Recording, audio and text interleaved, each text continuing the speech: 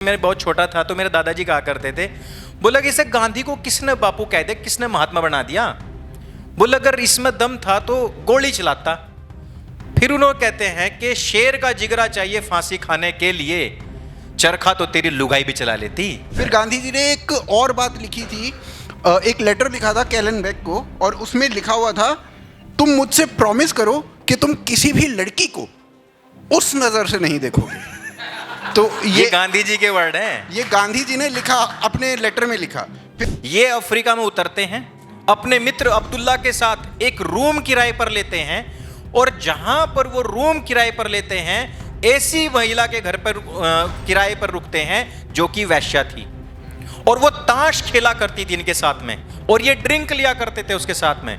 मैं उसको मोहम्मद दास करमचंद गांधी नहीं कहता, मोहनदास करमचंद गांधी उसका नाम नहीं है, वो मोहम्मद दास है, मोहम्मद दास करीमचंद गाजी, वो गांधी नहीं है। आप मुझे बताओ कि जो लोग हथियार के बल पर भारतवर्ष में कब्जा कर करके आए, क्या उनको चरखा दिखा करके हम बाहर से भगा देंगे? गांधी के अंदर का जो सेक्युलरिज्म का सुलेमानी कीड़ा था ना प्लास्टिक का, वो कभी निकला ही नहीं। कारण क्या हुआ कि उसको लगता था कि हिंदू मुस्लिम सब भाई भाई हैं। गांधी जी ने अपने जीवन में ये बात हमें बता के ही नहीं गए। और उनके जीवन में एक और भी आया था जिसका मैं नाम लेना चाह रहा था, उसका नाम था अब्दुल्ला, और वो अब्दुल भी उनकी लाइफ में आया था, और उस अब्दुल से भी उनको बहुत प्रेम हुआ था। वो प्रेम हुआ था उनका अफ्रीका जाने के बाद में। वो जो बेगानी शादी में अब्दुल्ला दीवाना था, वो अब्दुल्ला यही था, यही वाला अब्दुल्ला था वो। और एक घोषणा मैं करना चाहता हूँ, मेंस लाइव्स मैटर अब काफ़ी महंगी हो चुकी है, लेकिन आप इसको सस्ते में प्राप्त करने के लिए हमारी 2.5 मोर्चे का चक्रव्यूह नाम की जो मेंबरशिप है उसको आप ले सकते हैं, जिसमें आपको 2.5 मोर्चे का चक्रव्यूह पार्ट 1 की पूरी ऑडियो बुक मिलेगी। फ्री में आपको मेंस लाइव्स मैटर्स बिना किसी डिलीवरी चार्ज के घर बैठे फ्री मिलेगी। साथ ही साथ जो पार्ट 2 लिखा जा रहा है उसकी भी ऑडियो बुक अब रिलीज़ होने वाली है, वो भी आपको सुनने को मिलेगी। तो जितने भी हमारे पाठकगण हैं, बिना कोई देरी किए अभी मेंबरशिप लें, और मेंबरशिप के बारे में हमें नीचे लिखे हुए ईमेल के ऊपर ईमेल करके सूचित करें। आपका पूरा पता आते ही हम आपको बुक तुरंत ही भेज देंगे।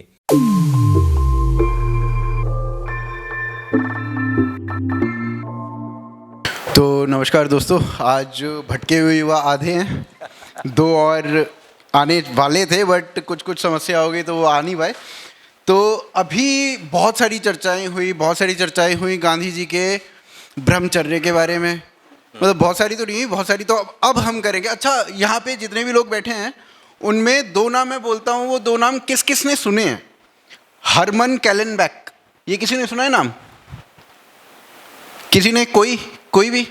अच्छा, जोसेफ लेलीवेल्ड, ये नाम किसी ने सुना है? नहीं सुना है। तो अब ये 2 नाम आप जीवन भर नहीं भूल पाओगे। तो हरमन कैलेनबेक भाई साहब कौन थे, उनके बारे में चर्चा करते हैं। हमारे गांधी जी गए थे साउथ अफ्रीका, और साउथ अफ्रीका में वो भाई साहब एक अपने मित्र से मिले थे, जो कि उनका मित्र से कुछ ज़्यादा हो गया था। तो वो नाम है हरमन कैलेनबेक, और इसके बारे में जिस पुस्तक ने लिखा वो है जोसेफ लेलीवेल्ड। उन्होंने अपनी पुस्तक में लिखा जिसको हिंदुस्तान में बैन कर दिया गया। तो यही चर्चा हमारी रहेगी कि गांधी जी ने किस किस प्रकार के प्रयोग करे। ब्रह्मचर्य के तो करे ही, पर उसके अलावा दूसरे वाले प्रयोग भी करे, जो पुरुष का पुरुष के साथ होता है या उस तरीके का। तो वैसे प्रयोग भी थे कि नहीं थे? मतलब आपने आज ऐसी बात कह दी कि जिसके बारे में लोगों को बिल्कुल पता ही नहीं था जी। उनको, मतलब अधिकतर ये लोगों को पता है कि उनके महिलाओं के साथ, लड़कियों के साथ, अपनी पोती की, मतलब भाई की पोती थी वो मनु बेन जो था, उसके साथ था। लेकिन आज आपने जिस आदमी का नाम बताया है, उसने हमारे गांधी जी को बहुत लव लेटर लिखे हैं, बहुत प्यारे प्यारे। केवल गांधी जी को नहीं लिखे हैं, गांधी जी ने भी उनको लिखे हैं, बहुत सारे लेटर लिखे हैं।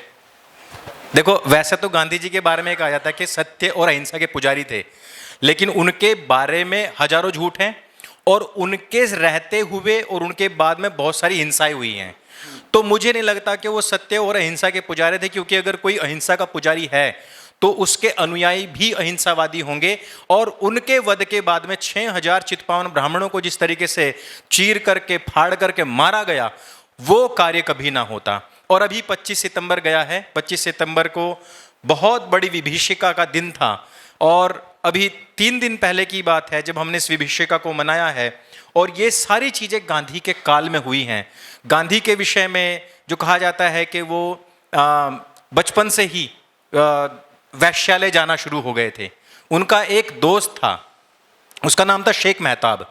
एक कहानी वहाँ से शुरू होती है। शेख मेहताब उनसे दोस्ती करता है और उनको मांसाहार कराता है, उनको बीड़ी सिगरेट पिलाता है और बहुत छोटी उम्र में उनको वैश्यालय लेकर के जाता है। और आप लोगों में से भी बहुत सारे होंगे जिनके मुस्लिम दोस्त हो सकते हैं, और जिन जिन की लाइफ में भी कोई भी मेहताब आया है तो उसकी जीवन की लंका हमेशा लगी है। और गांधी जी ने अपने जीवन में ये बात हमें बता के ही नहीं गए। और उनके जीवन में एक और भी आया था जिसका मैं नाम लेना चाह रहा था, उसका नाम था अब्दुल्ला। और वो अब्दुल भी उनकी लाइफ में आया था और उस अब्दुल से भी उनको बहुत प्रेम हुआ था। वो अब प्रेम हुआ था उनका अफ्रीका जाने के बाद में। वो जो बेगानी शादी में अब्दुल्ला दीवाना था, वो अब्दुल्ला यही था, यही वाला अब्दुल्ला था वो। तो जो आप हम जो बात करने वाले हैं ना, इसकी शुरुआत मतलब मैं तो बहुत ही कम उम्र में हूँ, आप बहुत कम उम्र में हैं। हमने 50 एपिसोड भटके हुए युवा के कल ही करे हैं। और मैं चाहता हूँ कि हमारा आज का जो कन्वर्सेशन है ना, वो बस कन्वर्सेशन हो, वो क्वेश्चन आंसर्स की फॉर्मेट में ना हो। तो जब मेरी शुरुआत हुई थी तो मेरी शुरुआत इस तरीके से हुई कि मैं बहुत छोटा था तो मेरे दादाजी कहा करते थे, बोला कि इसे गांधी को किसने बापू कह दे, किसने महात्मा बना दिया। बोला अगर इसमें दम था तो गोली चलाता। फिर उन्होंने कहते हैं कि शेर का जिगरा चाहिए फांसी खाने के लिए, चरखा तो तेरी लुगाई भी चला लेती। तो ये जो चीज़ थी, ये चीज़ ने मेरे दिमाग में लाया कि जब आज़ादी में ज़रूरत तो उस टाइम पे इसी वास्ते की थी, तो गांधी ने अक्सर करा क्या उस टाइम पे, तो वो चरखा चलाते रहे। फिर मेरे बाबा जी कहते हैं कि 1947 के आसपास में बहुत सारे देश आज़ाद हुए, लेकिन एक भी देश में चरखा नहीं चलाया गया। किसी भी देश ने चरखा चलाकर के आज़ादी नहीं ली, केवल हिंदुस्तान में ही ऐसा कहा जाता है। तो या तो वे झूठे हैं या तो ये झूठे हैं।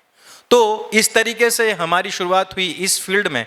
और जब हमने सत्य के प्रयोग पढ़ने शुरू करे तो गर्वित भाई सच्ची बताऊं, इतनी सारी मतलब जो वो था ना कि गांधी से थी तो बचपन से ही हेट। मैं ये नहीं कहूँगा कि भाई मेरे को बचपन से ही अच्छा लगता था। आप मुझे एक बात आइए कि कोई भी एक भी क्रांतिकारी जिसने गांधी को अपने जीवन में उसका वो अनुयायी रहा हो, एक क्रांतिकारी बताओ जो गांधीवादी रहा हो, एक क्रांतिकारी बताओ जो कांग्रेस में रहा हो, एक गांधीवादी बताओ, एक क्रांतिकारी बताओ जिसने चरखा चलाया हो। किसी ने भी नहीं चलाया, जिसने चलाई बंदूक ही चलाई है ना। तो वहां से शुरुआत हुई। और जो आपने बात कही है उसमें तो मैं कन्वर्सेशन में जाना चाहूंगा आपसे ही। मैं इस विवाद में नहीं पड़ना चाहता, मेरे ऊपर ऑलरेडी कई सारी एफआईआर हो रखी। एक दोस्त होने के नाते मैं चाहता हूं कि मेरे भाई के ऊपर भी 2-4 तो होनी चाहिए। तो भाई साहब क्या हुआ ना, एक हरमन कैलेनबैक जो नाम मैंने आपको बताया, ये बंदा, इसके बारे में किसी को कुछ नहीं पता था। और जोसेफ लिलीवेल्ड नाम का एक बंदा था जिसने एक पुस्तक लिखी, जिस पुस्तक का नाम था great soul, Mahatma Gandhi and his struggle with India.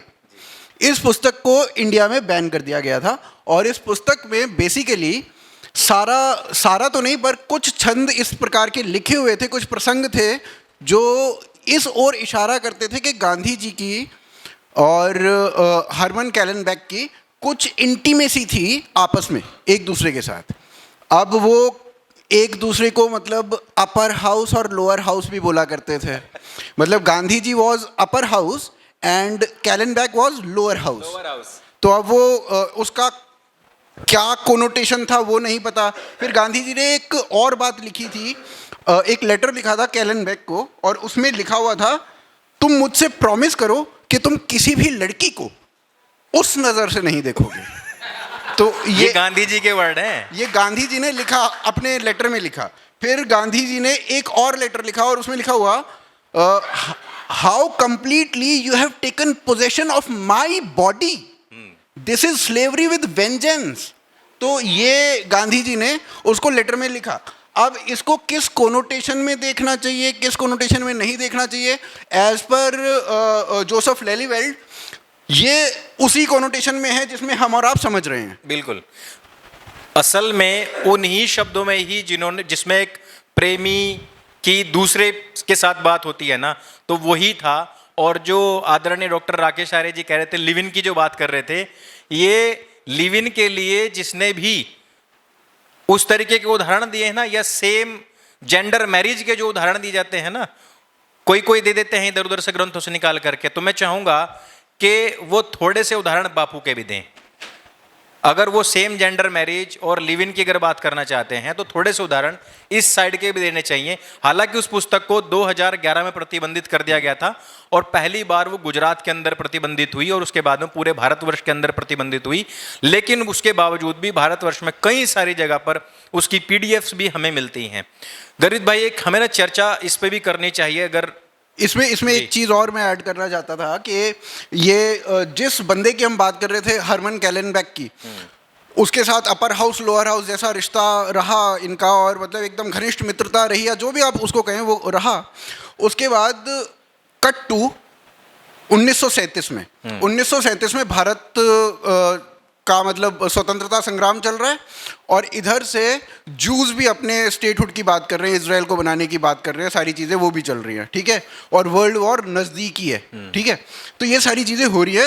अब कैलेनबैक जो है, जिनका गांधी जी के साथ घनिष्ठ मित्रता है और जिसके लिए गांधी जी ने ये कहा कि मैं तुझे जीवन भर कभी नहीं भुला पाऊंगा, कैलेनबैक आते हैं 1937 में गांधी जी से मिलने, और गांधी जी से कहते हैं कि भाई तुम ज़ायनिज़्म को प्रमोट करो, तुम हमें सपोर्ट करो, इजराइल बनाने के लिए सपोर्ट करो। जूज, ही वॉज अ जू, जो कैलेनबैक था वो एक जू था, एक यहूदी था, और वो जर्मन और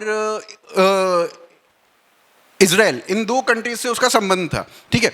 तो अब कैलेनबैक गांधी जी से सपोर्ट मांगता है ज़ायनिज़्म के लिए, और गांधी जी अपने लोअर हाउस को मना कर देते हैं। अब वो किस लिए कर देते हैं, उसमें आप पूरा तुष्टीकरण को जोड़ दो कि वो तुष्टीकरण आ जाता है वहाँ पे। यहूद जो अपना परम मित्र, उसको छोड़ के तुष्टीकरण के लिए यहूदी कॉज को सपोर्ट नहीं कर रहे हैं। yes. तो ये पूरा गेम वहाँ से चलता है। अब उसको आगे आप कुछ बोल रहे थे। अब हाँ, मैं ये कह रहा था कि देखो, कांग्रेस ने भी यही किया है कि इजराइल के साथ भी हमारे अच्छे संबंध थे, लेकिन उसने कभी भी इजराइल को सपोर्ट ना करते हुए हमेशा फिलिस्तीन को सपोर्ट किया है। और वह है, उन्होंने कहाँ से सीखा, वो उन्होंने गांधी जी से ही सीखा। मेरे को एक सवाल आपका याद आ रहा है राजपाल सिंह जी का, तो ये कह रहे थे कि 4 सेशन हो रहे हैं। मेरा इसमें एक सवाल बनता है कि गांधी का स्वतंत्रता के आंदोलन में क्या योगदान था। तो योगदान की हम बात करें तो अगर हम थोड़ा सा इस बात पर चर्चा करें कि गांधी की शुरुआत कैसे हुई, तो हमें से ना सभी को ये पता है, हमें ये पढ़ाया गया कि गांधी ने आज़ादी की लड़ाई में भाग तब लिया जब उनको अफ्रीका में ट्रेन से बाहर फेंक दिया गया था, ठीक है। लेकिन ये जो घटना हुई थी, ये उस समय पर हुई थी जब वो अपनी लंदन के अंदर 3 साल की पढ़ाई करके भारतवर्ष आ चुके थे। यहाँ राजकोट इत्यादि इधर उधर भटक करके जब उनको ढंग की नौकरी ना मिली, तब अपने एक मित्र अब्दुल्ला के कहने पर वो अफ्रीका गए थे। उनके द्वारा एक टिकट स्पॉन्सर जब किया गया था और वहां पर उनको ट्रेन से बाहर फेंका गया, इस तरीके के आज तक कोई सबूत नहीं है। और उसके बाद में भी वो 22 साल तक लगातार अफ्रीका में काम करते रहे। ध्यान दीजिए, 22 साल वो अफ्रीका में रहे और वहां पर अंग्रेजों का राज था। 3 साल वो लंदन में रहे, वहां अंग्रेजी हुकूमत क्या उनका देश ही था। 25 साल के अंदर उनके साथ में कहीं पर कोई भी अपमानजनक बात नहीं हुई सिवाय उनकी एक इस घटना के। और जब इनको इस ट्रेन से फेंका गया था, उसके भी 22 साल के बाद ये भारतवर्ष आकर के कहते हैं 1915 में कि मुझे तो ट्रेन से फेंका गया इसलिए मैं यहां पर आ गया। अरे भाई, मुझे एक बात तो बताओ, 22 साल के अंदर आपने 4 बच्चे पैदा करे, उनको आपने लंदन के बड़े बड़े कॉलेजेस में पढ़ाया, आप सबसे समृद्ध वकील थे, और वो समृद्धि प्राप्त करने के बाद जब आपके बच्चे आपके हाथ से निकलना शुरू हो गए, वो नशाखोरी में चले गए, तब आपको याद आया कि नहीं, मुझे ये देश छोड़ देना चाहिए और मुझे यहां से भागना चाहिए। और उसमें बड़ी मजेदार बात क्या है, जिस समय पर इनको ट्रेन से बाहर फेंका गया था गर्वित भाई, उसी समय ये 1893 की बात थी जब इनको ट्रेन से बाहर फेंका गया। ये अफ्रीका में उतरते हैं, अपने मित्र अब्दुल्ला के साथ एक रूम किराए पर लेते हैं, और जहां पर वो रूम किराए पर लेते हैं, ऐसी महिला के घर पर किराए पर रुकते हैं जो कि वैश्या थी, और वो ताश खेला करती थी इनके साथ में, और ये ड्रिंक लिया करते थे उसके साथ में। तो कई बार ऐसा हुआ अब्दुल्ला इस बात को बता रहा और गांधी अपनी किताब में इस बात को बता रहा है कि वो महिला मुझे अश्लील इशारे किया करती थी और मैं कई बार साथ में उठ करके उसके और कमरे में चला जाया करता था। अब आप मुझे एक बात बताओ, और जब तक इसके बच्चे हो चुके थे जो कि हिंदुस्तान में थे, ये व्यक्ति को ट्रेन से मार फेंका गया और इसको गिल्ट फील हो रहा है, और ऐसा गिल्ट फील हो रहा है कि वैश्य के साथ उसके इशारों पर चल करके ये कमरे में चला गया। और 22 साल तक इस व्यक्ति ने वही कार्य किया और उसके बाद में इसने बच्चे पैदा करता है। और बच्चे पैदा करने के बाद पता है, एक और कमाल की बात बताता हूं मैं आपको कि इसका यह है इस प्रकार का जो कहूंगा कि मैं कोठागमन जो है ये थमता नहीं है, ये थमता नहीं है। और एक बार तो ऐसा हुआ कि इसने कस्तूरबा को जो है घर से बाहर खदेड़ दिया। अब वो किन कारणों से खदेड़ा, किन कारणों से नहीं खदेड़ा, उस पर चर्चा हो सकती है। वो तो कहता है कि एक अस्पृश्य व्यक्ति था जो कि मेरे मित्र का माली था, वो उसके स्पर्श में रहता था, मेरी पत्नी उसका विरोध कर रही थी, मैंने तो केवल इसलिए उसको धक्का मार के बाहर निकाल दिया, बाद में मुझे उसका अफसोस हुआ। लेकिन चर्चा का विषय यह है कि केवल इतनी सी बात पर क्या घर के अंदर कोई कलेश हो सकता है? जब तक कि आपका मन इधर उधर कहीं भटकाव में ना हो, तो ये भी हमें अपने मन से निकाल देना चाहिए। और ये लंबी लंबी विवेचनाएं होनी चाहिए कि भाई 22 साल तक आदमी साउथ अफ्रीका के अंदर जॉब करता रहा, काम करता रहा, और यहां करके यहां के लोगों का मूर्ख बना देता है। और उससे बड़ी बात 1915 में यहां आता है और 1920 के अंदर यह सबसे बड़ा आंदोलन छेड़ देता है, सबसे बड़ा आंदोलन छेड़ देता है। और ये आकर के भी उस पार्टी में शामिल होता है जिसकी स्थापना भी A.O. ह्यूम करता है। और हमारे पिछले बार के वार्षिकोत्सव में बाहर खड़ा हुआ था आचार्य सत्यजीत मुनि जी आए हुए थे। उस टाइम पर मैंने एक स्पीच में कहा था कि 3 नाम हमेशा हमें याद रखने चाहिए। पहला है मैक्स मूलर, दूसरा मैकॉले, तीसरा A.O. ह्यूम। तीनों ने 3 प्रकार के कार्य किए। सबसे पहला धर्म को नष्ट करने का, दूसरे ने जो कार्य किया, जो मैकॉले था उसने हमारा धर्म को नष्ट करने का कार्य किया, मैक्स मूलर ने हमारी शिक्षा को नष्ट करने का कार्य किया, और A.O. ह्यूम ने हमारे सामाजिक ताने बाने को नष्ट करने का कार्य किया। हमारा जो धार्मिक ढांचा था, जो हमारा शैक्षणिक ढांचा था, जो हमारा सामाजिक ढांचा था, इन तीनों को नष्ट करके उनका एक तरीके से कहिएगे ईस्ट इंडिया कंपनी के कब्जे में लाने का कार्य किया। और गर्वित भाई, एक और भी कमाल की बात बताता हूं मैं आपको।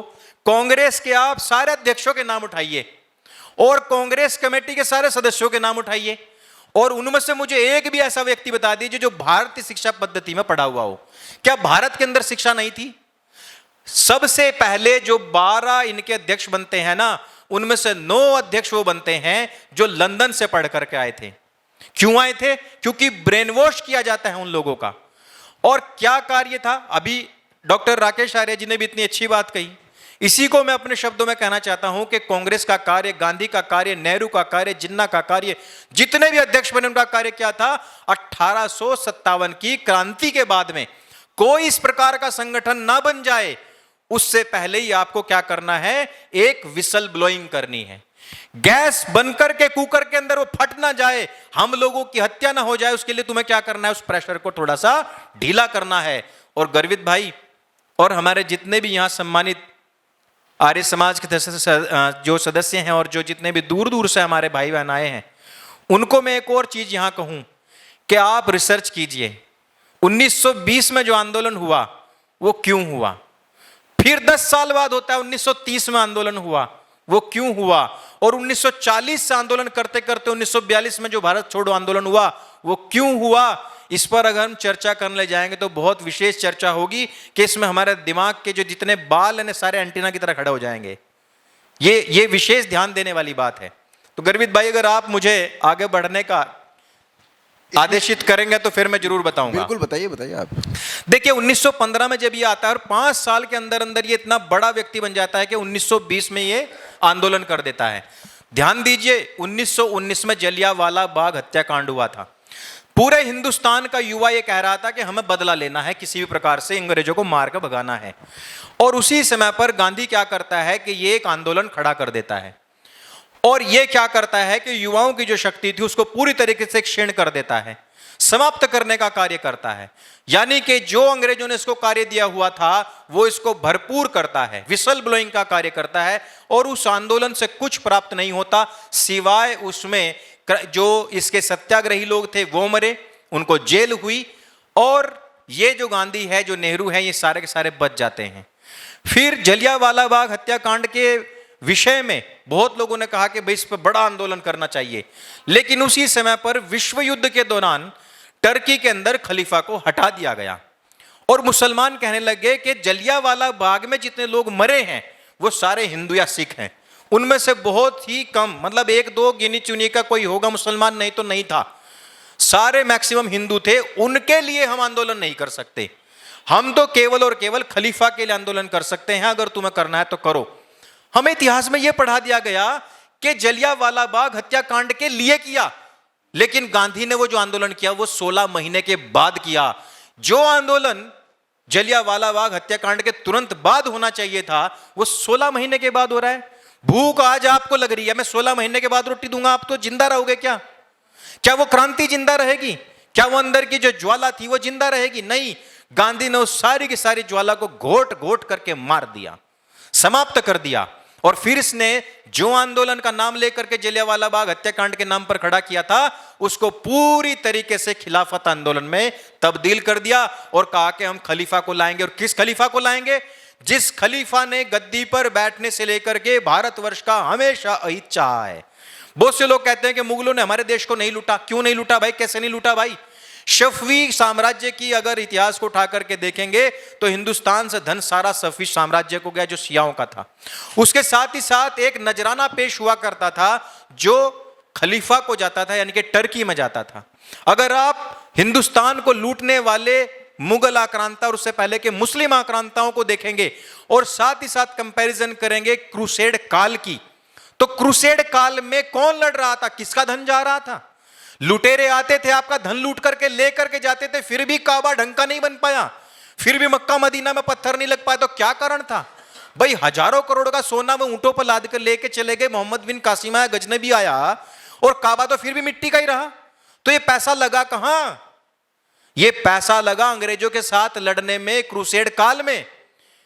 वो क्रूसेड का युद्ध जब अंग्रेज और यहूदी मिलकर के मुसलमानों के साथ लड़ रहे थे, तब मेरे हिंदुस्तान का पैसा लूट करके उस युद्ध में लड़ाया गया, उसमें इन्होंने खर्च किया। और वो सारा का सारा जो काम चल रहा था, खलीफा उस समय से नजराना ले रहा था और वो सब मुगलों ने यहां से लूट लूट करके ऊंटों पर लाद करके वहां भेजा। और उस खलीफा को वापस लाने के लिए मोहम्मद दास करीमचंद गाजी, जिसको आप मोहम्मद ही निकलता है, मोहनदास करमचंद गांधी कहते हैं। मैं उसको मोहम्मद दास करमचंद गांधी नहीं कहता, मोहनदास करमचंद गांधी उसका नाम नहीं है, वो मोहम्मद दास है, मोहम्मद दास करीमचंद गाजी, वो गांधी नहीं है। उस व्यक्ति ने ये 1920 में आंदोलन किया। और 1930 का आंदोलन देखिए, जिस समय पर युवाओं की शक्ति बढ़ रही थी। जलियांवाला बाग में क्या था? युवाओं की शक्ति बढ़ रही थी, इस बूढ़े ने आकर के सारी खत्म कर दी। 1930 में आप देखो, भगत सिंह, चंद्रशेखर आजाद, राजगुरु, सुखदेव, कौन थे ये 1930 में बढ़ती हुई एक बहुत बड़ी क्रांति थी। लेकिन इस व्यक्ति ने आकर के क्या किया? नमक के नाम पर आंदोलन खड़ा किया। और नमक के आंदोलन से क्या मिला हिंदुस्तान को? 1 मन नमक के ऊपर 2.5 रुपए टैक्स लगता था। और गांधी ने कहा कि मैं 2.5 रुपए टैक्स खत्म करवा दूंगा, और लोग बाग उसके पीछे हो गए। और धरती जैसे बताऊं ना, जैसे वो कहते नहीं आरसीबी जीतने से पहले भी धरती गोल थी और आरसीबी जीतने के बाद भी धरती गोल ही है, वैसे ही मेरे भाई नमक आंदोलन से पहले भी 1 मन के ऊपर 2.5 रुपए ही टैक्स था और उसके बाद भी वही था। और उसकी औकात याद दिलाने के लिए उस समय पर इरविन ने समझौते में ये बात कही कि 11 मांगनी मांगो, कम लाओ, और ये 6 लेके गया, 6 में भी 1 भी नहीं मानी गई। फिर लोगों ने कहा कि 1931 के दौरान की बात ये कि भगत सिंह जी की सजा माफ करवा दो कम से कम आप। तो इसने क्या कहा कि मैं केवल सत्याग्रहियों की सजा माफ करवाऊंगा, मेरा भगत सिंह से कोई लेना देना नहीं, ये तो हथियार उठा के चले हुए लोग हैं। आप मुझे बताओ कि जो लोग हथियार के बल पर भारतवर्ष में कब्जा कर करके आए, क्या उनको चरखा दिखा करके हम बाहर से भगा देंगे? अरे अगर घर पर आक्रमण हो रहा है तो चरखा दिखाओगे क्या उनको? चोरों को, डकैतों को, लुटेरों को, कि मैं चरखा चला रहा हूं, जा मेरे घर वालों को छोड़ दे, मेरी घरवाली को छोड़ दे, मेरा धन मत लूट। भाई अगर वो घर के अंदर घुसा है तो उसकी खोपड़ी में गोली मारनी पड़ेगी। ये काम हमारे भाई साहब को समझ नहीं आया कभी जिंदगी में, क्योंकि वो एजेंट था। और मैं एक चीज बताऊं आपको, उसको कहा भी गया अंग्रेजों का सार्जेंट था। क्यों कहा गया उसको? क्योंकि वो उस समय जिस समय पर हिंदुस्तान को युवाओं की आवश्यकता थी, वो प्रथम विश्व युद्ध में यहां से युवाओं को भर भर के भेजने का काम कर रहा था। प्रथम विश्व युद्ध में भारत के 14 लाख युवा लड़ने के लिए गए। अगर वे 14 लाख युवा यहां भारतवर्ष में लड़ रहे होते तो अंग्रेजों की क्या इतनी मजाल थी कि वे यहां टिक जाते। लेकिन यह व्यक्ति प्रिंस के बगल में खड़ा होकर के कहता है कि हिंदुस्तानियों, हिंदुस्तान के युवाओं, जाओ उनके लिए लड़ो। अगर हमने उनको खुश कर दिया, अगर हमने उनके तलवे चाट कर उनको खुश कर दिया तो वो हमें वापस सत्ता दे देंगे, डोमिनेट स्टेटस दे देंगे। यह समस्या थी। और 1940 याद कीजिए, जब सुभाष चंद्र बोस खड़े हो रहे थे। जब सुभाष चंद्र बोस ने 1939 के अंदर कांग्रेस के अध्यक्ष पद से इस्तीफा दे दिया, और उससे पहले नेहरू 2 बार लगातार अध्यक्ष रह चुके थे, तो गांधी ने क्या कहा? बोले आप 1 साल के लिए अध्यक्ष रह चुके, दोबारा आप नहीं रह सकते सुभाष चंद्र बोस जी। और इतिहास को पढ़ो कि एक मदरसा छाप अबुल कलाम आजाद सुभाष चंद्र बोस जी को अध्यक्ष पद से इस्तीफा देने के बाद लगातार 5 बार इसी गांधी ने ही कांग्रेस का अध्यक्ष बनाया। लेकिन एक पढ़े लिखे सुभाष चंद्र बोस को दूसरा साल भी उसको बर्दाश्त नहीं हुआ और 39 में उन्होंने इस्तीफा दिया। 40 से ये उस सुभाष चंद्र बोस के पीछे लग गया कि इस व्यक्ति को किसी भी तरीके से समाप्त करवाना है। और आज इतिहास इस बात का गवाह है। आप लोगों को पढ़िए, आप अनुज धर को पढ़िए, आप उनके परिवार को सुनिए, आपको पता लगेगा कि सुभाष बाबू को पटल से समाप्त करवाने के पीछे किस खानदान का हाथ है, किस लोगों का हाथ है। तो मैंने कहा था आपको कि 1920, 1930 और 1940 में जब जब एक दशक के बाद 10-10 साल तक सोता रहता था बंदा, लेकिन एक दशक के बाद इस बंदे ने 3 बड़े आंदोलन करे और 3 बड़े आंदोलनों के पीछे केवल एक ही मोटिवेशन था, एक ही कारण था, और वो था युवाओं की बढ़ती हुई शक्ति। गर्वित भाई, हमारा आज क्यों बोल पा रहे हैं? क्योंकि आज गांधी नहीं है, टाइम समर गया था, इसलिए हम अब आप बोल पा रहे हैं। नहीं तो अगर वो होता ना तो आज फिर धरना भी देकर बैठ जाता। बोल रहा है सबसे पहले भटके वो युवाओं को ही फांसी टंगवाओ। इसमें मैं 1-2 बातें और ऐड करता हूँ। मतलब 1942 जब हमें कहा जाता है कि भारत छोड़ो आंदोलन आया, उससे पिछला आंदोलन था 1930-31 में, ठीक है। अब 31 में जो आंदोलन हुआ उसके बाद 42 में हुआ और 42 के बाद कोई नहीं हुआ। तो मतलब 31 से 47 तक गांधी जी ने एक आंदोलन किया, और उस आंदोलन में जब गांधी जी ने कहा कि भाई ये आंदोलन हम आज शुरू कर रहे हैं, ये अनाउंसमेंट करते के साथ ही गांधी जी को अरेस्ट कर लिया गया। Gandhi ji was in jail after that, ठीक है। और उसके बाद जो उनके बड़े बड़े नेता थे कांग्रेस के, उनको भी जेल में डाल दिया गया। जो उनके अनुयायी थे वो छुटपुट तरीके से अपने आप से, अब जेल से तो ऑर्डर आ नहीं रहे हैं कि क्या करना है क्या नहीं करना है, तो वो संगठित हो ही नहीं पाए कभी, और वो छुटपुट तरीके से अपने लेवल पे थोड़ा मोड़ा कर रहे थे आंदोलन इसको। और उसको हिस्ट्री की बुक्स में जो लिखा गया वो ये लिखा गया कि 42 में तो आंदोलन हुआ और 47 में आज़ादी मिल गई।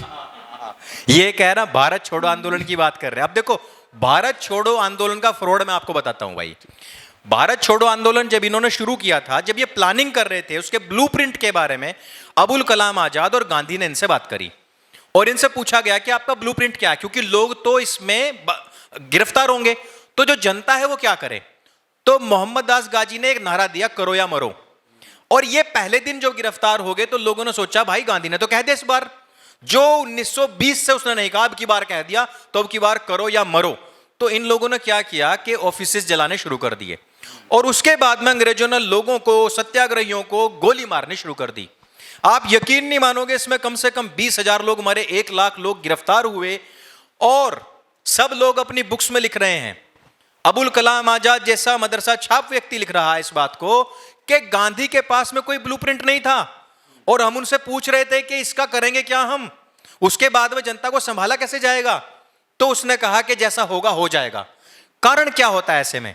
आप ऐसा क्यों करते हो, कब करते हो? जब आपके पास कुछ बचता ही नहीं है।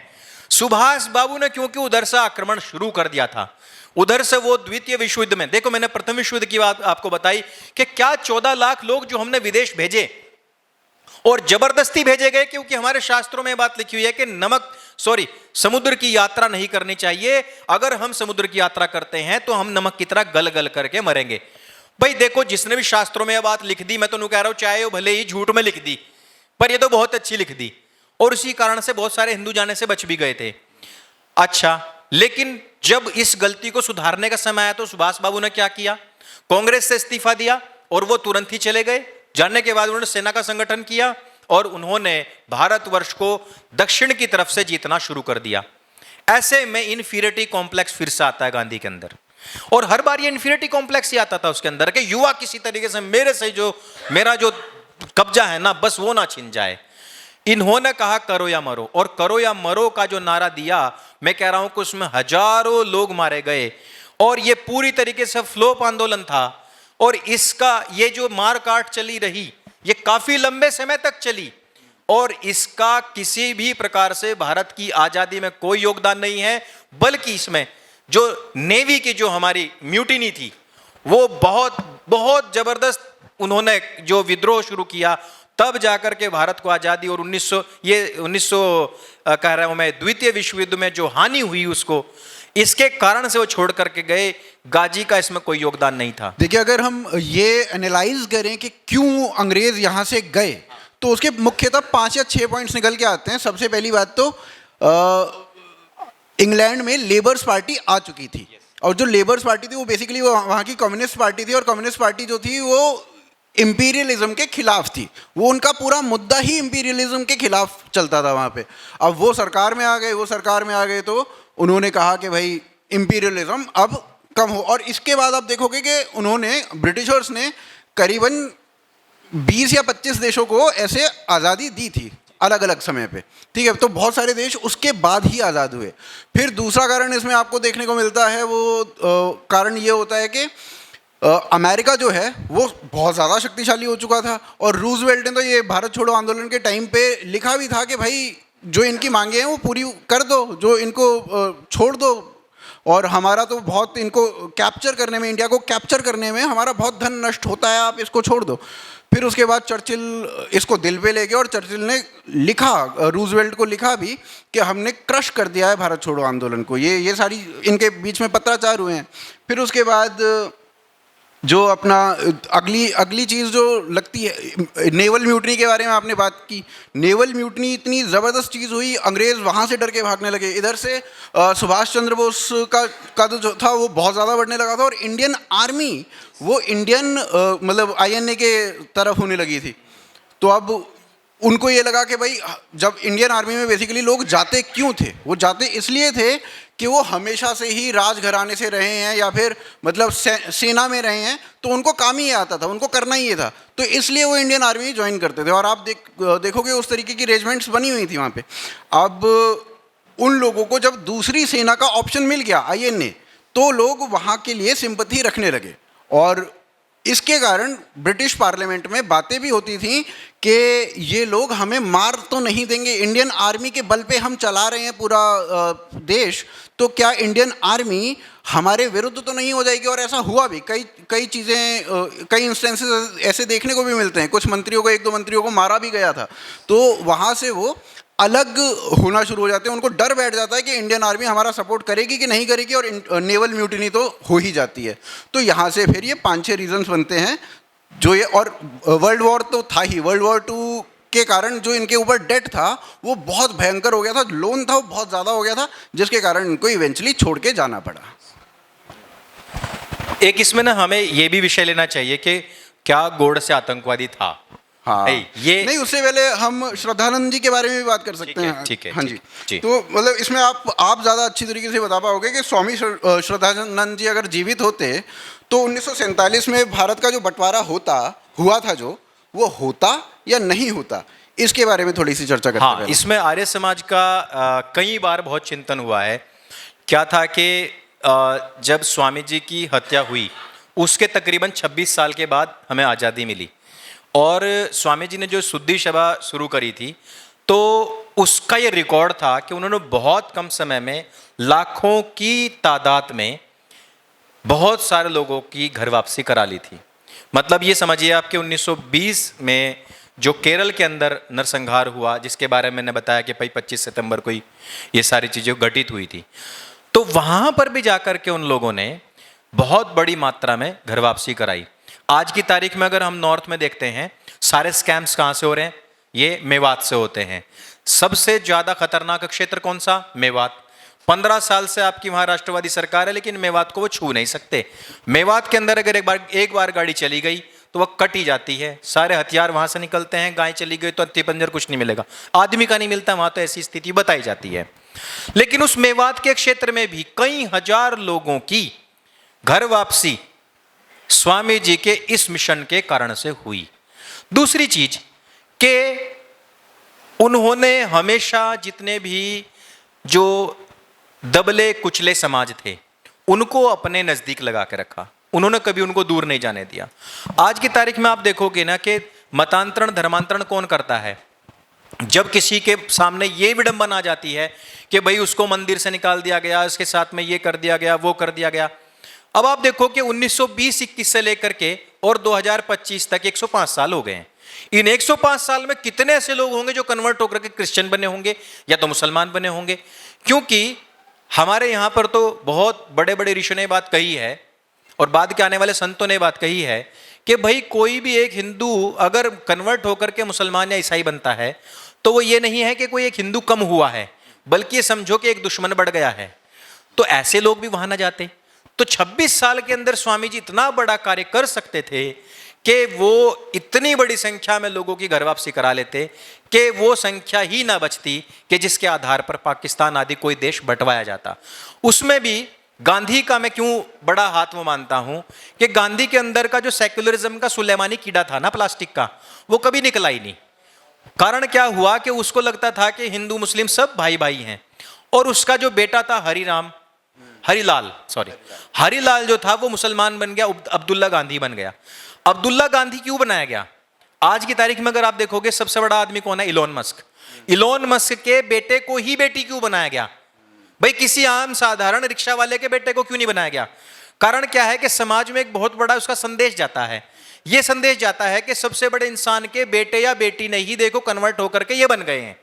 मैं मानता हूं कि जो कन्वर्ट होकर के मुसलमान बनते हैं वो कन्वर्ट होकर ऐसे ही होता है जिस तरीके से आपने देखा होगा ना, ये कौन था वो एक क्रिकेटर का लड़का बन गया है, संजय बांगर का लड़का, संजय बांगर, अनन्या बांगर जो बनी है।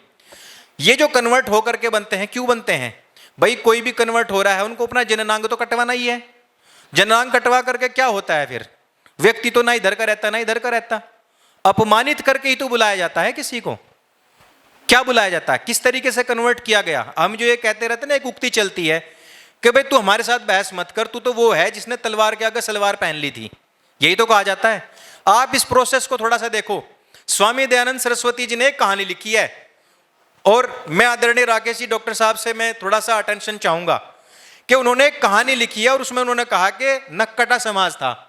तो वो नक्कटा समाज क्या था कि भाई नाक काट दी गई, उसने जिसके भी कान में जाते यही कहते थे कि भाई गुरु मंत्र मिल रहा वहां से, भगवान के दर्शन तुरंत हो जाएंगे। लेकिन मैं ये कहना चाहता हूं कि स्वामी जी ने नक्कटा समाजी क्यों कहा? क्योंकि स्वामी जी एक सन्यासी थे। नहीं तो कहना तो कुछ और चाहते थे। कहना हम और आप कह रहे, अरे स्वामी जी नहीं कह सकते तो हम कह रहे ना। अरे खतना कटा समाज ही था वो, और कोई नहीं था कि भाई तू खतना कटवा ले तो अभी अल्लाह के दर्शन हो जाएंगे, और वहां किसी के दर्शन ही नहीं हुए। फिर जो एक सन्यासी की भाषा होती है वो कोडिंग में होती है। हम और आप गर्वित और अंकुर को समझनी पड़ती है कि स्वामी जी क्या कहना चाह रहे थे। ये होने के बाद क्या होता है? तलवार के सामने अगर किसी ने किसी की सलवार उतारवा दी और महिला की पहनवा दी, यही तो कहा जाता है कि भाई मुसलमानों को कन्वर्ट कैसा करा गया? तलवार के सामने उन्होंने सलवार पहन ली अपनी औरतों की। तो बस सवाल यह बनता है कि औरतों ने क्या पहना था फिर? क्योंकि उनकी औरतों को हरम में डाल दिया गया था, उन्हें पहनने की जरूरत ही नहीं थी। और ये सलवार जो आज भी पहने घूमते हैं ये वही पहनते घूमते हैं, आप देख लो उन्हें पहले। और फिर ऊपर से क्या किया गया? उनका अपमान किया गया कि अब आपका जो पुरुष है उसको काट दिया गया, अब आपकी शान बचती है आपकी मूंछ, अब इसको काट दी गई, और आपका सिर मूंड दिया गया, और महिलाओं के कपड़े पहना दिए गए। और अब क्या हुआ? इसको कहते हैं गुलामी। अब क्या हुआ? आपको जब मैं आवाज लगाऊंगा दौड़े पड़ी तुरंत आना पड़ेगा, और दिन में 5 बार आवाज लगाता है मुर्गे की तरह बांग करते हुए मस्जिद पर खड़ा होकर 5 ही बार उसे भाग का आना पड़ता है। इसे कहते हैं गुलामी। ये क्या किया गया? ये गुलाम बनाने का प्रोसेस है। ये गुलाम बनाने का प्रोसेस है कि हम तुम्हें गुलाम इस तरीके से बनाएंगे। आज भी देख लो आप, कोई भी गलत कार्य करेगा तो क्या करते हैं? उसकी मूंछ काटते हैं। उसका सिर मूंड देते हैं और उसको उल्टे सीधे फटे पुराने कपड़े पहनाते हैं। ऊंचा पजामा पहना दिया, नीचा कुर्ता पहना दिया। क्या है ये एक पूरे के पूरे समाज का अपमान था। और आज उस अपमान को ये लोग सम्मान समझ करके सिर पर ढो रहे हैं, और जिसने ये अपमान किया उसको आई लव यू बोल रहे हैं। बताओ, मतलब ब्रेन वॉशिंग की आप हद देखिए कि जिस व्यक्ति ने इनका पौरुष समाप्त कर दिया, इनकी शान आन बान काट दी, इन्हें गंजा करके इनके जोकरों जैसे कपड़े पहना दिए, उसको आज आई लव यू बोल रहे हैं। तो ब्रेन वॉशिंग का स्तर आप देखिए। और उस ब्रेन वॉशिंग के स्तर पे भी मोहम्मद दास करमचंद गांधी ये कहता था कि ये मेरे भाई हैं, और जो श्रद्धानंद स्वामी थे उनको वो गाली देता था। गाली मतलब अपशब्द तो नहीं, मां बहन की तो नहीं कहते, पर इसमें ये जरूर है कि उनको हमेशा किसी ना किसी भांति से उनकी आलोचना समीक्षा करना, किसी भी प्रकार से कि ये कल का मरता आज मर जाए। कई जगह पुस्तकों में ये जिक्र आता है कि उसने कहा कि मैं अब्दुल रशीद का केस स्वयं लड़ता यदि मेरे से अप्रोच किया जाता। कई जगहों पर ऐसा उल्लेख आता है। मुझे आप एक बात बताओ कि भगत सिंह का केस नहीं लड़ा, राजगुरु का नहीं लड़ा, सुखदेव का नहीं लड़ा, आजाद का नहीं लड़ा, कोई बात नहीं, एक उसने अपने सत्याग्रही का केस लड़ा हो तो बता दो आप मुझे। अरे बैरिस्टर था ना, वो तो बैरिस्टर था, लंदन से पढ़ के आया था, 22 साल प्रैक्टिस भी करके आया था अफ्रीका में ही। और हिंदुस्तान में तो ये आदत भी है हिंदुस्तानियों की, बोला जो विदेश से होगा उसको वो बोले तो भैया उसकी बात ही कुछ और है। हमारे यहाँ तो है ना, एनआरआई का तलवा चाटना मतलब अपने आप में एक शान का काम है। और गांधी को हाथों हाथ लिया इसलिए गया था क्योंकि वो एक एनआरआई था। एनआरआई आया तो वो तो बढ़िया केस लड़ता, अंग्रेजों के साथ में उठता बैठता था, चाय पीता था। हिंदुस्तानी जो दलित होते थे वो कहार बन करके उसकी गाड़ी खींचा करते थे। और एक आनंददायक मैं आपको बात बताता हूं, जिस टाइम पर राजीव गांधी की हत्या, उस समय पर सोनिया गांधी उसके साथ नहीं थी, जबकि हमेशा रहती थी। जिस टाइम पर इंदिरा गांधी को गोली लगी, सोनिया गांधी उसके साथ रहती थी, पर उस टाइम पर साथ नहीं थी। लेकिन जब जब भी, इसी प्रकार से बता रहा हूं मैं, जब जब भी सत्याग्रहियों पर गोली चलती थी, गांधी अचानक से वहां पर नहीं होता था। चमत्कारिक ढंग से गांधी वहां नहीं होता था। क्या कारण था ये? यदि हम सोनिया गांधी पर शक कर सकते हैं तो हम मोहम्मद दास गांधी पर क्यों नहीं शक कर सकते कि वो सत्याग्रहियों को ले जाता था, घेर घोट कर वहां मारने का काम करता था। जैसे कि एक वो बांसुरी बजाने वाले की कहानी आती है, बोला कि वो चूहे को ले जाता था और गड्ढे में घेर देता था, और एक दिन उसने क्या करा, सारे गांव वालों को ले जाकर घेर दिया। ये कुछ तो दुश्मनी मोहम्मद दास की थी हिंदुस्तानियों से, कुछ तो उसे प्रॉब्लम थी कि वो ऐसे में भी, और उसमें भी उसने अपने बेटे के बारे में क्या कहा कि मुझे ऐसी समस्या नहीं है कि वो मुसलमान बन गया, मुझे कोई समस्या नहीं है। और एहसान फरामोशी की हद देखिए आप कि 1920-21 में स्वामी जी की हत्या के समय पर इस व्यक्ति ने कोई अफसोस नहीं करा, और ठीक 10 साल के बाद, ये देखिए काल चक्र कैसे घूमता है। कर्म फल हमें नहीं भूलता। हम हो सकते हैं किसी मत पथ संप्रदाय के हो और हम कर्म फल में विश्वास ना करते हो, हम वेद में विश्वास ना करते हो, लेकिन कर्म फल हम में पूरा विश्वास करता है। 1 दशक बीतने के बाद उसका बेटा मुसलमान बन जाता है, और कस्तूरबा गांधी उसी आर्य समाज के चक्कर लगाती है, और लोग उसके मुंह पर थूकते हैं, और वो कहते हैं कि जिसने इस संगठन की स्थापना करी थी उसकी मौत पर तेरा कसम हंसता था, आज तू कॉलेज जाकर उन्हीं के खड़े होती है, तुझे शर्म नहीं आती इस बात की। और अब्दुल्ला की उस टाइम पर फिर घर वापसी करवाई गई, तो इसके मुंह से एक शब्द भी आर्य समाज, शुद्धि सेवा और स्वामी श्रद्धानंद जी या दयानंद जी या सत्यार्थ प्रकाश के प्रति नहीं निकली। इतना एहसान फरामोश आदमी था ये कहता था कि आ जाए तो अच्छा है, मैं चाहता हूं कि आ जाए तो अच्छा है, लेकिन आर्य समाज को सबसे ज्यादा यदि किसी ने दंश दिया, यदि सबसे ज्यादा किसी ने हानि पहुंचाई, तो ये मोहम्मद दास था। इस कारण से बार बार इस विषयों पर विवेचना होती है कि हां, अगर स्वामी जी जिंदा होते तो भारत पाकिस्तान का ये बंटवारा ना होता। जी, अब इसको मेरे ख्याल से, अभी आपने हरम की बात करी, तो एक मेरे को कोट याद आता है। पंजाब की महारानी थी, और पंजाब की महारानी ने गांधी का आश्रम देखने के बाद एक कोट किया कि गांधी जी, भगवान कसम, रावण का हैरम ऐसा ही होता जैसा आपका है। नहीं, उनको शायद इस्लाम के पैगंबर का नाम याद नहीं रहा होगा, तो उन्होंने रावण बोला। आई लव रावण वाले भी बहुत हैं आजकल। मैं तो चाह रहा हूं कि जिस तरीके की मुहिम चल रही है ना, देखिए दोनों में कोई फर्क नहीं है। देखो पहले वाला जो था ना, उसने जब तक उसकी बीवी जिंदा रही उसने किसी को हाथ नहीं लगाया, लेकिन जैसे उसकी पहली बीवी मरी उसने तुरंत ही 6 साल 9 साल की उठाई। याद है आपको, है ना? बिल्कुल यार। और वो भी मैं से ही था, ये भी मैं से ही है, दोनों का नाम एम से स्टार्ट होता है। और इसने भी, हम और आपकी बात चल रही थी, आगा खां पैलेस में कस्तूरबा और ये जो महल था वो एक बहुत बड़ा, उसमें ये बैठे हुए और उसको जो है ब्रोंकाइटिस और ये बीमारियां बहुत सारी होगी। हाँ। और गांधी को कहा गया कि भैया इसको एक इंजेक्शन लगवा दो, कस्तूरबा को पेनिसिलिन का एक इंजेक्शन लगवा दो, ये बच जाएगी। गांधी ने क्या कहा कि ये एक हिंसा है, इंजेक्शन लगना भी एक हिंसा है, क्योंकि गांधी चाहता था कि ये मेरे रास्ते से हटे। और ध्यान दीजिए कि उसके 4 महीने के बाद गांधी ने खुद पेनिसिलिन ली। जिस टाइम पर कस्तूरबा इस दुनिया को छोड़कर चली गई, क्या हुआ? सर्दी बहुत पड़ रही थी, फरवरी का महीना था, और खांसती खांसती पागल हो गई। जब अब खांसती खांसती पागल हुई तो उसका हार्ट अटैक पड़ गया। और उस समय पर इसका बेटा देवदास गांधी कहता था कि पापा इसको इंजेक्शन लगवा दे, इंजेक्शन लगवा दे, इसने नहीं लगवाया। और 4 महीने के बाद जब इसको ये प्रॉब्लम हुई तो लगवा लिया, ऐसा किताबों में लिखा हुआ है जी। और जैसे ही वो समाप्त हुई, वो उसके सामने भी इस प्रयोगों की बात करता था, पर वो कर नहीं पाया था। और जैसे ही वो दुनिया छोड़ के निकली, ये 74 साल का आदमी 18 साल की लड़की उठाता है तुरंत ही। और कौन थी वो लड़की? वो इसकी पोती थी। और दोगलेपन की हद देखिए कि उससे कुछ ही समय पहले ये अपने बेटे हरिलाल गांधी को गाली देता था कि तूने नाबालिग 8 साल की जो मेरी पोती है उसके साथ में दुष्कर्म कैसे कर लिया। अब आप प्रयोगों की बात देखिए कि आप सभी यहां तार्किक बुद्धि के लोग बैठे हैं। प्रयोग किसके साथ होता है? मैं इसका प्रयोग कर रहा हूं, माइक है ये माइक मेरा प्रयोग नहीं कर सकता, लेकिन मैं ये नहीं कह सकता कि मैं गर्वित का प्रयोग कर रहा हूं, क्योंकि ये भी सजीव है, ये मेरे साथ में बैठे हुए हैं, ये एक एंटिटी है, मैं इनका प्रयोग नहीं कर सकता। लेकिन गांधी कहता है कि मैं अपने हरम में इन लड़कियों के साथ में सत्य के ब्रह्मचर्य के प्रयोग कर रहा हूं।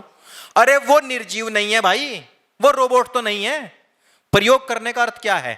गांधी यानी कि अगर आज के जमाने में होता तो जितनी फेमिनिस्ट महिलाएं थी तो गांधी को तो घेर लेती में, बिल्कुल घेर लेती है। और मैं कहती कि भाई प्रयोग कैसे कर सकता है?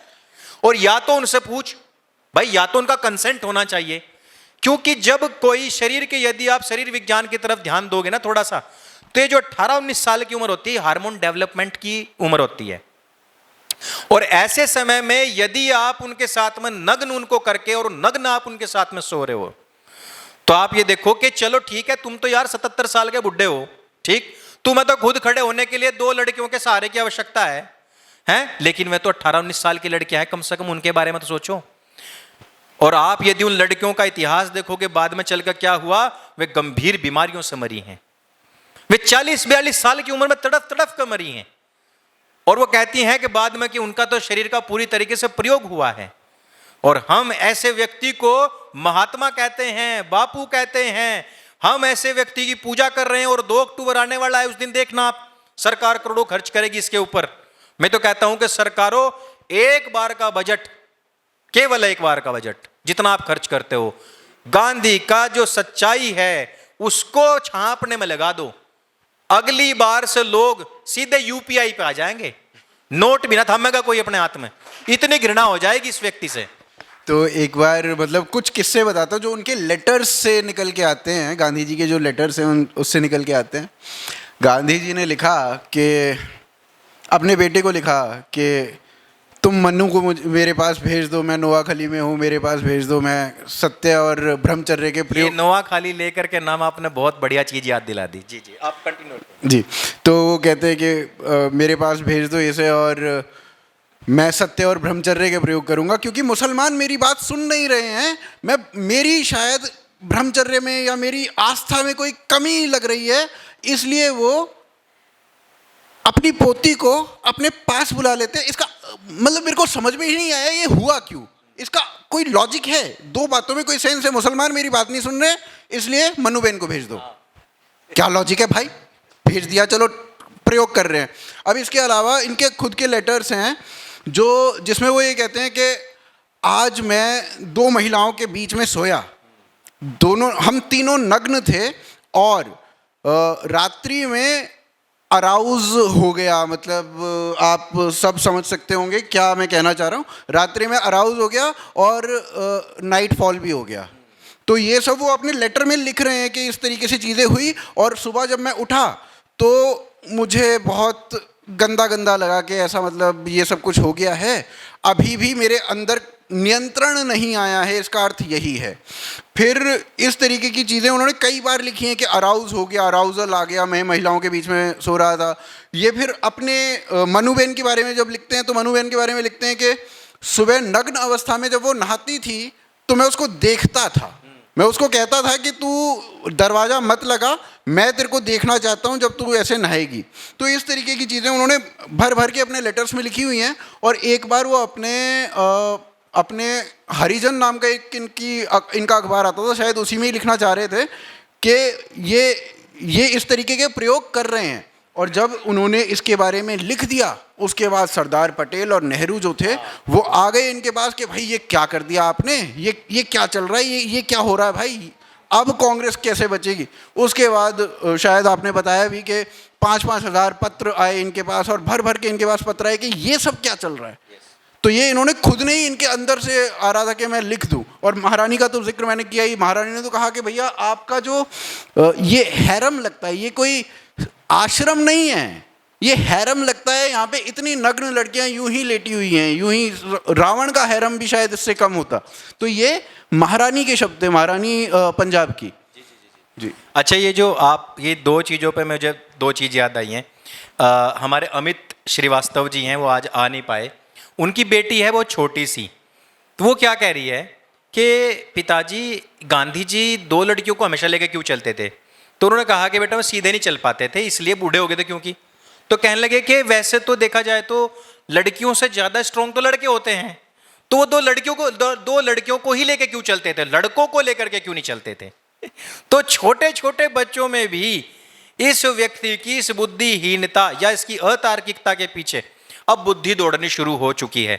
दूसरी जो आपने कही कि नोआखाली में जिस समय पर हिंदू काटे जा रहे थे, उस समय पर यह व्यक्ति यहाँ वहां पर 19 साल की लड़कियों के साथ में नग्न सोता था। अब आप मुझे बताओ कि क्या कर रहा था वहां पर, वहां जो लड़कियां मारी जा रही थी उनके साथ, उनके लिए, वहां पर जो बच्चे मारे जा रहे थे उनके लिए ये क्या कर रहा था, वहां पर जो लोग मर रहे थे उनके लिए क्या कर रहा था। अभी तो आपने बंगाल फाइल में देखा भी होगा किस तरीके से वहां पर मारा भी गया है, और वो अखबारों में भी बहुत सारे सीन्स आपको मिल जाएंगे। और कुछ इतिहास दूषक लोग ये कहते हैं कि गांधी ने वहां पर बहुत कोशिश करी। मैंने कहा हाँ, बहुत कोशिश करी। कहां कोशिश करी? वो कोशिश करी केवल अपने हरम में। और जिस एक युद्ध क्षेत्र में जाकर के उसने बना हरम बनाया हुआ है, ये अपने आप में सोचने की बात है और बहुत घिनौनी बात है।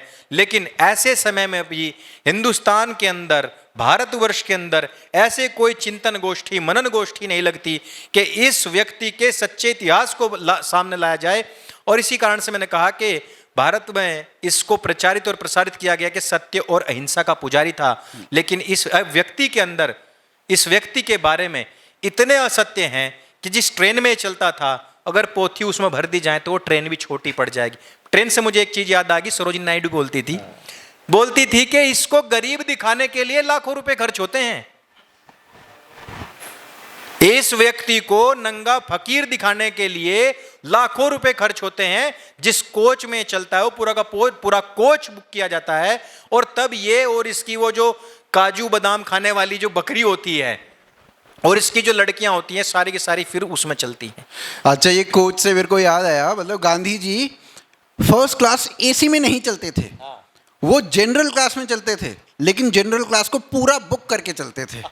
भाई साहब, जितना वो पूरा बुक करके आप चलते थे, उससे सस्ती तो फर्स्ट क्लास एसी की टिकट आ जाती। हाँ, बिल्कुल आ जाती। पर ये क्वेश्चन कोई करता नहीं है। नहीं, ये सवाल किया नहीं जाएगा, क्योंकि जो नए गांधी है ना, वो भी ऐसे ही हैं।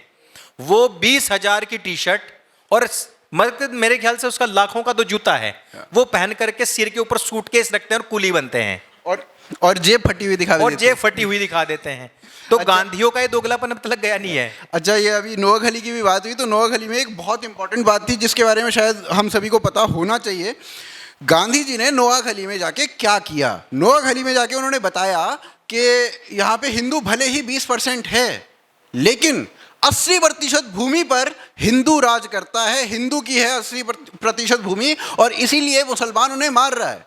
ये गांधी जी ने एस्टेब्लिश किया वहाँ जाकर।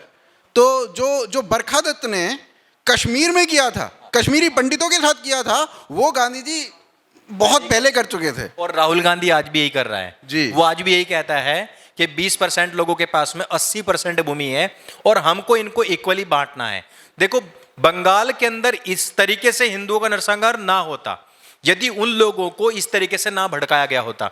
उसको आप थोड़ा सा, अगर आपने केसरी मूवी की एंडिंग देखी होगी तो आपको पता होगा, कई हजार लोगों को यह कह करके बहकाया जाता है कि फलाने के घर के ऊपर कब्जा कर लो तो वहां से हमें बहुत धन मिलेगा और हम आपस में बांट लेंगे। तो वो क्या करेंगे, हजारों लोग आपके 2-4 जो बच्चे होंगे उनके घर पर हमला कर देंगे। और जिस तरीके से अभी बंगाल फाइल में जो राय साहब को मारा गया था, वो एक बहुत बड़ी हिस्ट्री थी। वो भी यही कह करके उनको लोगों को लाया गया था कि इनको मार देंगे तो इनकी सारी धन संपदा हमारी हो जाएगी। हाँ, तो मैं एक चीज के चर्चा में गर्वित भाई करना चाह रहा हूं कि क्या गोडसे वास्तव में आतंकवादी था। इस चीज को बहुत बार उठाया जाता है। सावरकर के बारे में कहा जाता है कि वो तो माफी वीर थे, पेंशन ली थी, लेकिन आप लोगों को पता होना चाहिए कि जब वो काला पानी से वापस आए और जब उनको नजर कैद किया गया तो उन्होंने कहा कि भाई मेरी आजीविका का तो कोई स्रोत ही नहीं है। तो उनसे कहा गया कि आपको नजर कैद रहना पड़ेगा, हम आपको 60 रुपए प्रति महीना इसके लिए देंगे। ये चीज हुई थी जब उनको नजर कैद किया गया। नजर कैद के बाद में उनको पैसा नहीं मिला। लेकिन सर सैयद अहमद खान के बारे में क्या आपको पता है कि 1 लाख रुपए की जमीन, 80,000 रुपए कैश, 200 रुपए खुद को, उसको और उसके बेटों को 200-200 रुपए ये जिंदगी पेंशन मिलती रही। क्या आपको इस बात के बारे में पता है? हाँ, बहुत लोगों को नहीं पता होगा। जिसका कारण यह है कि नैरेटिव जिस दिशा में बनाया जाता है, हम सब लोग उसके पीछे पीछे भागते हैं क्योंकि हमें इतिहास बोध नहीं है। सर सैयद अहमद खान वो व्यक्ति जिसने 1888 में पहली बार कहा कि हम 2 देश हैं, हमें भारत पाकिस्तान अलग अलग चाहिए। वो सर सैयद अहमद खान जिसने 1857 की क्रांति को असफल बनाने में सबसे बड़ा योगदान दिया। अब बात सुनो गांधी की। गांधी को मिलती थी 100 रुपए महीने की पेंशन, और इसके बारे में कोई ना बताता है ना कोई जानता है। इसके बारे में हमने जब खोज करी, बहुत खोज करी, तो हमें पता लगा कि सावरकर को तो कुछ महीने ही मिली होगी, इसको तो सालों तक, वर्षों तक मिलती रही। और सावरकर को तो काला पानी हुआ और 2 जन्म की उसको कैद हुई। लेकिन गांधी को मैंने बताया ना, जब गोलियां भी चलती थी तो गांधी वंश से पिछले रास्ते से बाहर हो जाया करता था। ऐसे व्यक्ति ने, जिसने कि भारतवर्ष को पूरी तरीके से लाखों लोगों की हत्या करवा दी हो, ऐसे व्यक्ति का वध करने वाले को मैं आतंकवादी नहीं मानता। क्योंकि आतंकवादी की केवल एक ही पहचान होती है, मुझे पीछे से इशारा आ चुका है। आतंकवादी की पहचान यह होती है कि वो अगर किसी को गोली मारेगा तो चेहरा पहचान छिपा के मारेगा। दूसरा उसका तरीका यह होगा कि वो नरसंहार करता है। तीसरा यह होगा कि वो मार करके भाग जाएगा। वो कहीं पर भी ये नहीं कहेगा, और पकड़ा गया तो कहेगा मैं तो पागल हूं, मैं तो बुद्धू हूं, मेरा तो दिमाग चल रहा था, मैं तो सही नहीं हूं, मेरा दिमाग ठीक नहीं है। लेकिन गोडसे ऐसा व्यक्ति था जिसने खड़े होकर के सामने पैर छू करके गोली मारी, और केले उसी का मारी, किसी का नहीं मारी, और पहचान बता करके मारी।